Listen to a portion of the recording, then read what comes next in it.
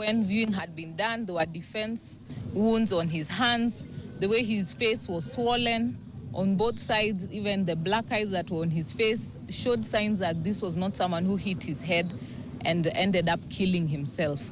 And so from the postmortem, what the doctor has said just agrees with what we had previously been informed and seen, that he was tortured and brutally murdered while in police custody.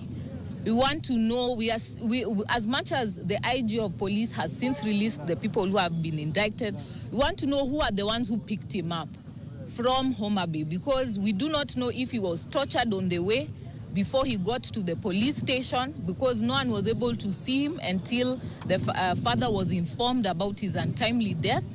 We want to see all those officers indicted. We want to know all the places he was taken to, so that we are sure that all evidence is properly collected. We want to ensure every single party and who is the one who gave orders for him to be picked up. Let every person who is in the trail to be held culpable for this heinous murder. This is a crime. What he was being purportedly being picked up for is a crime not known in law.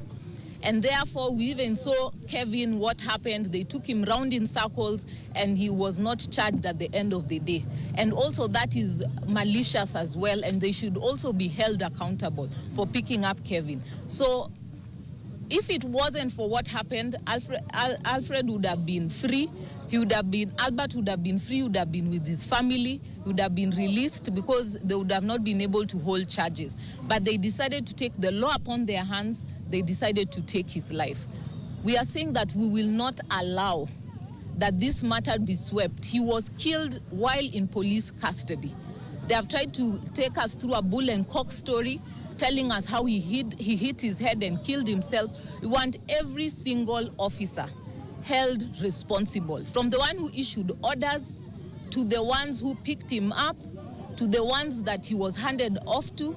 We were informed by the OCS that he spoke to the OCPD. We want to see him part and parcel of those who are being held culpable, because he lost his life while he was secured, where he should have been safe, where he should have been sound and waiting to be presented before a court of law. However, our police officers decided to become the courts of law. And therefore, as a country, as a people, we must not relent. We will continue to issue pressure. And we also tell our friends in IPOA, we want to see action. We do not want to see you making merry with the National Police Service. We want to see you taking action. And this is one thing that we are not going to take excuses about. We are not going to listen to any excuse, you telling us that you've not been able to collect, you've not been able to get information. We have seen you sitting and talking to the heads of the National Police Service. We want to ensure that you shall be held accountable as well. You are the one who has been given the responsibility of investigating these police officers. We expect an expeditious process to be done. We expect to see the results and members of the public informed of what you have since found. Pathologists have done their work. It's time for you to now do your work. We want to see all those officers arraigned in court. We want to see our judiciary in action. Let us not leave any stone unturned. And also to the Director of Public Prosecutions, we want to see you also reviewing the proper charges so that we can hold these individuals that have gone rogue to be held accountable. You cannot expect the people of Kenya to trust in this government, in this National Police Service, if they cannot get justice. We want to see justice for this family. The father narrated how he handed over his son, believing that he must have committed any offense and therefore he'll be brought properly before court. But he ended up handing over his son to killers. And we want each and every murderer that was involved in this process to be held personally liable. Let them appear before court. Let them as well be indicted, each and every one of them. As Kenyans, let us not relent. We preach peace. We want peace. However, we cannot say there is peace without justice. Peace and justice come hand in hand.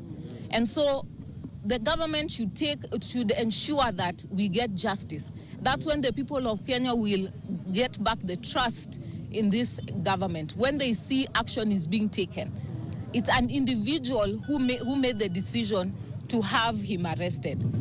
It's individuals who came and picked him from his house and took him and killed him. Let those individuals be held accountable. Let us hide no one. No one is above the law. Irrespective of which position you hold in the National Police Service, you should be held personally accountable. And no one should hide behind the executive. No one should hide behind any godfathers.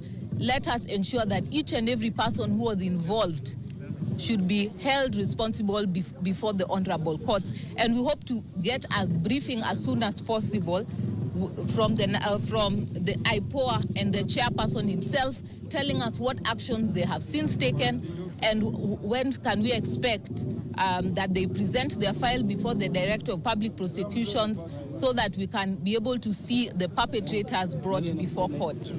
The father, let the father speak.